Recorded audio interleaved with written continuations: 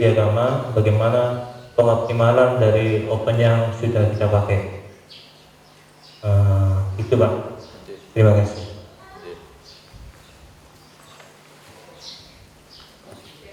Terima kasih disampaikan kepada tiga penanya tadi. Monggo Pak Dekan, kita cukup tiga penanya nih, nanti akan dijawab oleh Pak Rektor dan Ibu Dekan. Monggo. Bismillahirrahmanirrahim. Jadi Ibu dan Bapak, terima kasih atas umpan baliknya yang begitu bagus ya. Untuk yang pertama ke Ibu Sunaryati ya. Jadi gini Bu, untuk masalah daripada untuk informatika ya, jadi kami siap membantu.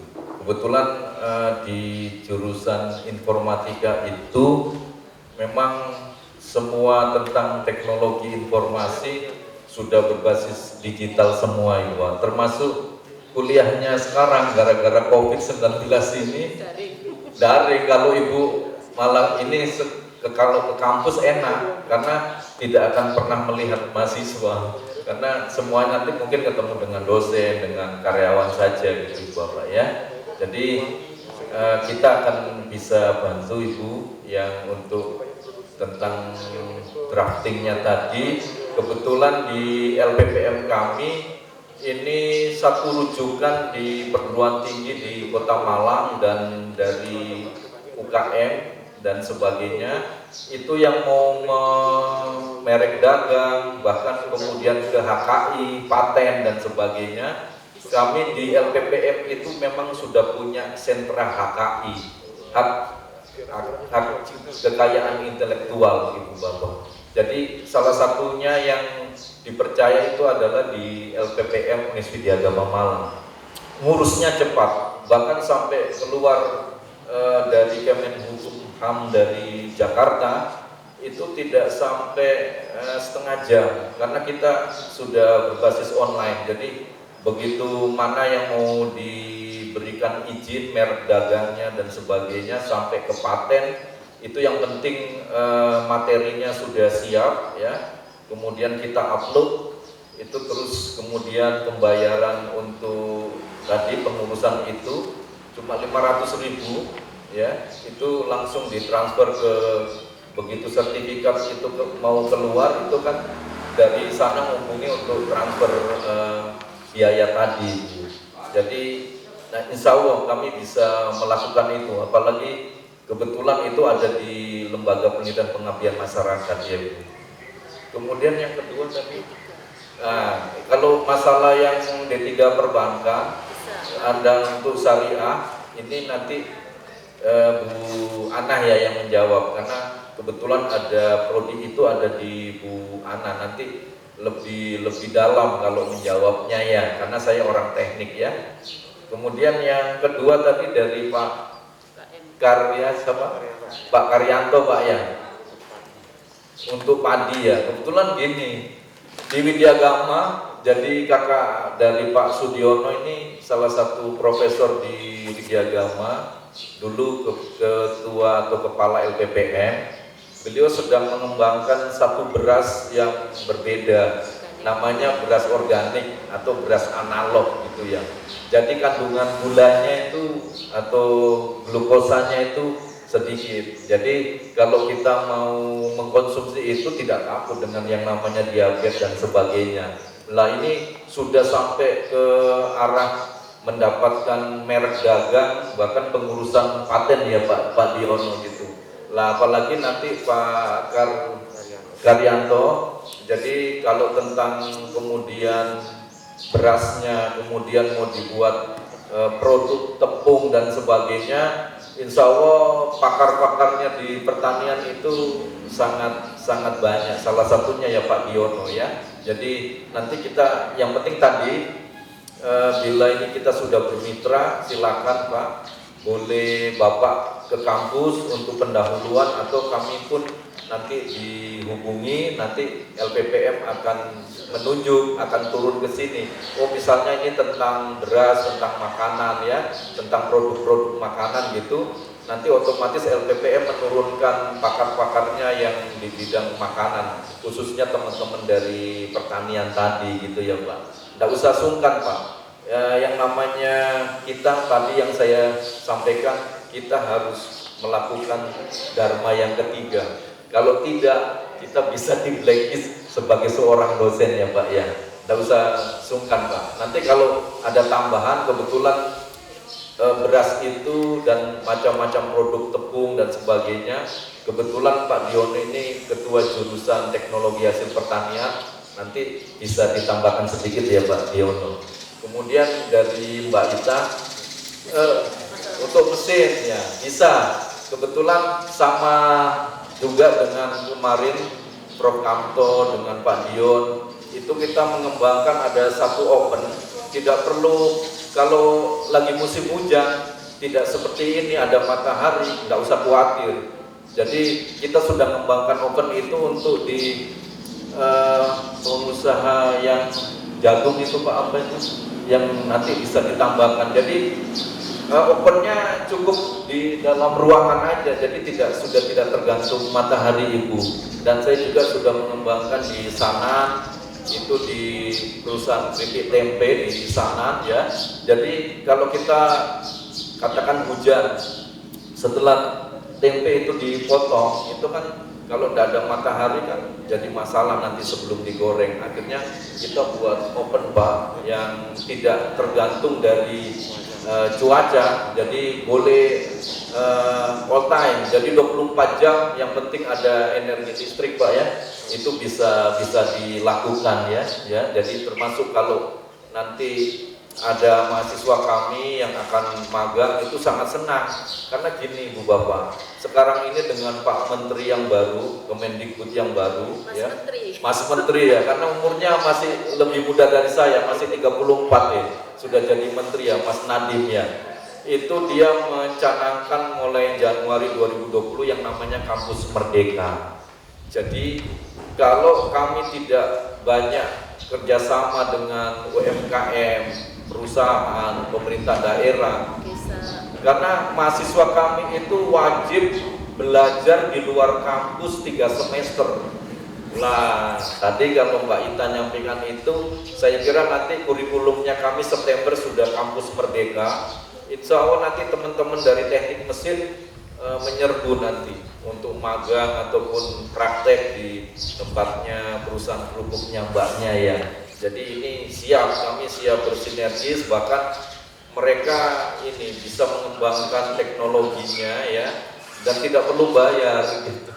Justru nanti kalau malah teknologinya itu katakan harus mengeluarkan dana, insya Allah nanti Widyagama yang akan mencarikan dananya supaya inovasi yang diinginkan tadi di lapangan itu bisa terwujud. Karena kalau kami mengabdi pasti harus kita siapkan dananya dari universitas maupun dari pemerintah. Jadi kami tidak datang hanya membawa inovasi, tetapi dananya juga biasanya kami sharing. Mungkin di UMKM-nya itu ada berapa, nanti mungkin kami yang mengajukan, kurangnya misalnya katakan 70% lah, nanti kami yang mengajukan ke Jakarta ya. Terus kita buat alat teknologi tadi ya. Jadi ini yang mungkin kalau yang Masnya tadi tambahannya apa Mas? Mesinnya ya sama boleh ya.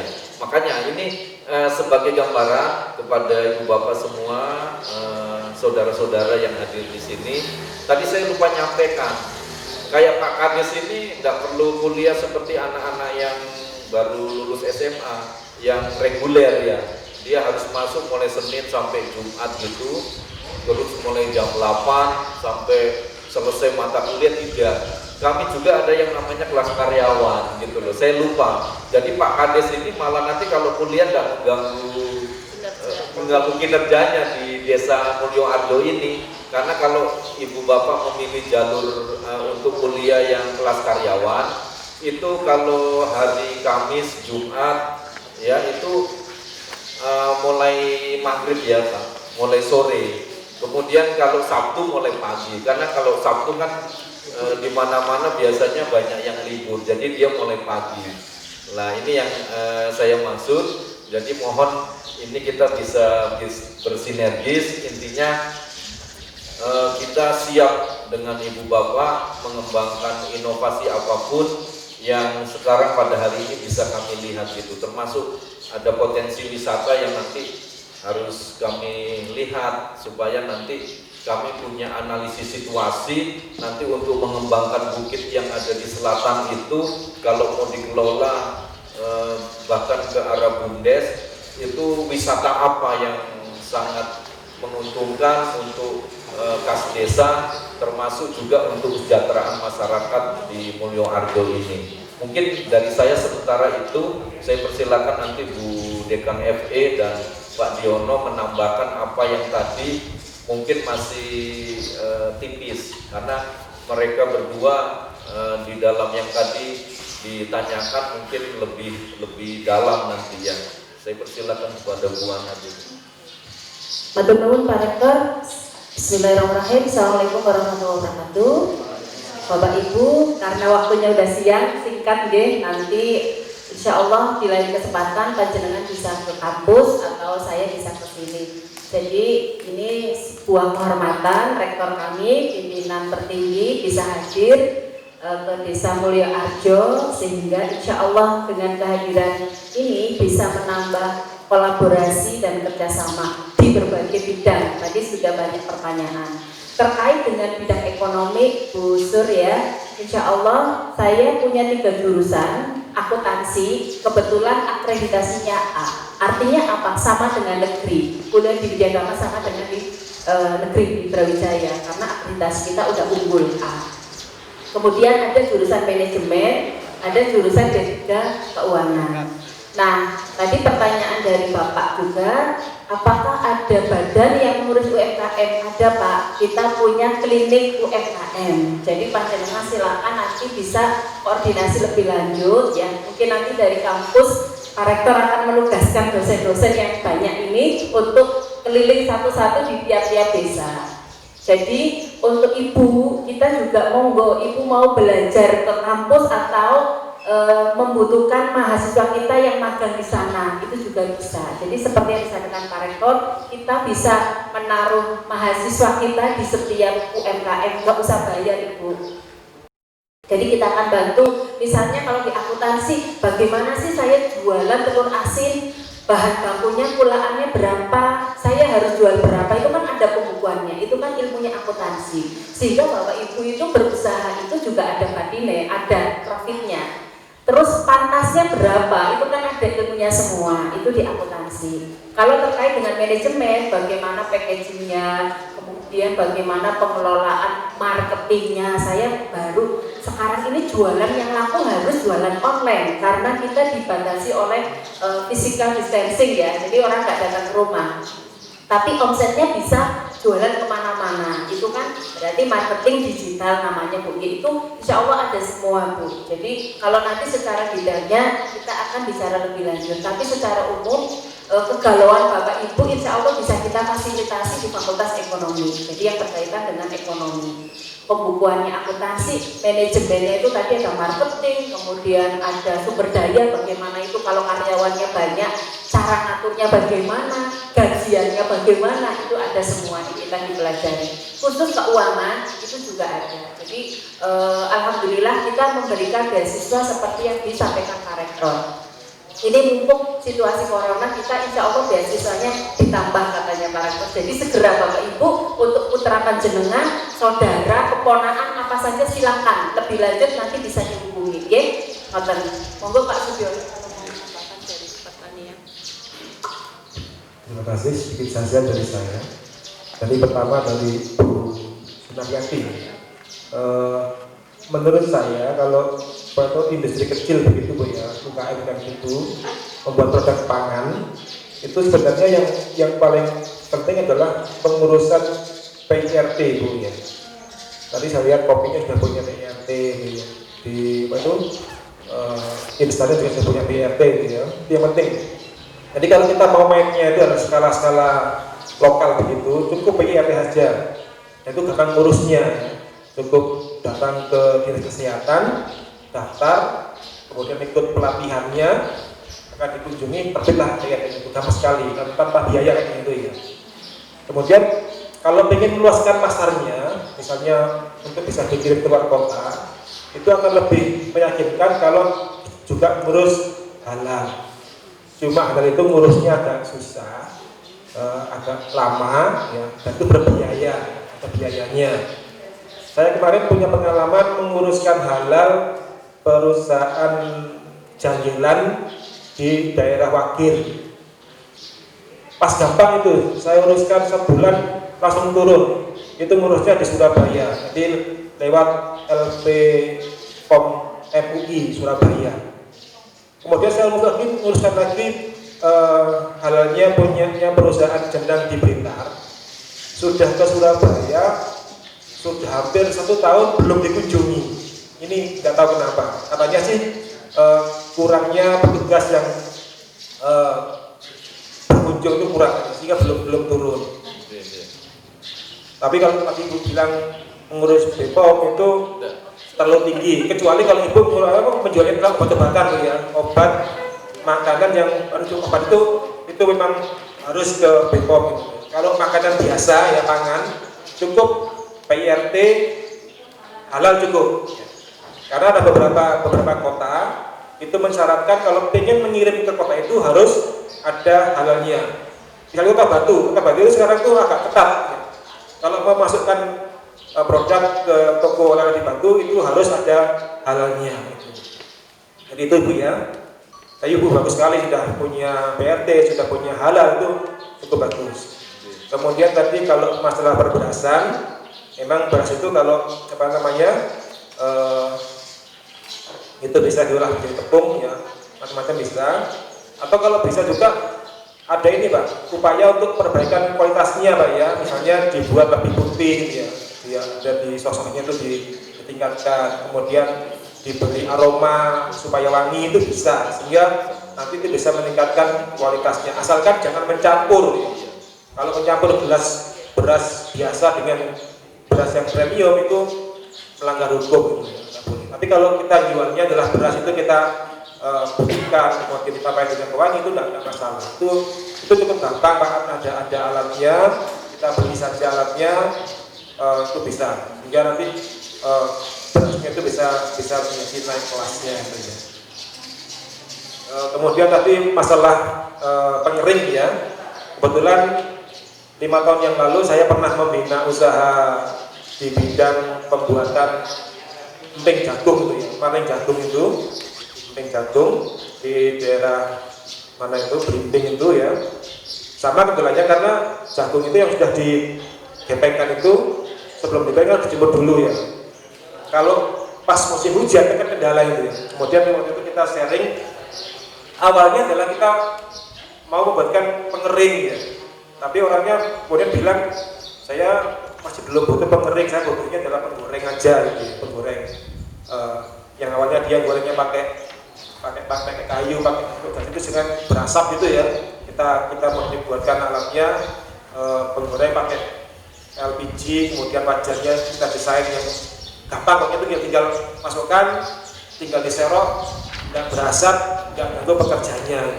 Tapi kalau pengering tadi yang Pak Rektor bilang itu dulu pernah mendesainkan pengering untuk keramik Pak ya, di itu yang keramik. Kemudian tadi yang itu di TP itu sama mesinnya sama gampang saja. Ada satu ruangan, kalau nggak ada listriknya mahal itu bisa pakai dengan LPG juga bisa. Kita bakar LPG-nya, ruangnya itu akan jadi panas, nanti yang lama akan kering sendirinya di situ. Jadi itu bisa kita siasati. Nanti mungkin Pak Rektor akan mengirim mahasiswa dari teknik mesin ya untuk berkunjung ke UKM-nya Ibu itu untuk ditinjau kira-kira nanti bentuknya apa. Sebenarnya di perguruan tinggi itu ya setiap tahun itu ada program yang namanya adalah program pengabdian masyarakat yang dananya dari pemerintah. Cuman ini lagi pergantian menteri ini, kemudian dananya dipotong banyak sehingga kita sekarang susah mendapatkan dana itu ya. Dulu gampang ya, kita ngajukan program itu ke pemerintah, Wijagama sering dapat 40 paket itu ya, datang ke UKM, butuhnya apa, kita sumbang alatnya gitu. Mudah-mudahan nanti kalau kondisinya sudah stabil lagi, itu dibuka lagi programnya itu, nanti kita akan buatkan proposalnya, nanti kita harapkan dana akan kita sharingkan ke Bapak Ibu semuanya. Insya Allah nanti akan dibuka lagi. Itu dari kami Pak, terima kasih. Terima kasih disampaikan kepada Bapak Rektor Universitas Widya Agama Malang, Ibu Dekan Fakultas Ekonomi, dan juga Bapak Insinyur Sudiono MP. Kita beri aplaus Bapak Ibu. Iya, Sama Bapak Ibu nanti. oh iya, ini session yang terakhir, nanti kita akan foto bersama kepada beliau-beliau. Dan yang terpenting ini pandangan pertama Bapak Ibu ya. Nanti selanjutnya kita akan kontak-kontakan seperti itu. Oleh karena itu kita butuh nomor yang bisa dihubungi. Yang jelas momen ini adalah suatu bukan awalnya. Ini adalah ngawali ya, seperti itu ya. Ngawali, dan mungkin selanjutnya kita akan berhubungan terus seperti itu. Cukup sekian dari kami, ada kurang lebihnya kami mohon maaf yang sebesar-besarnya. Assalamualaikum warahmatullahi wabarakatuh.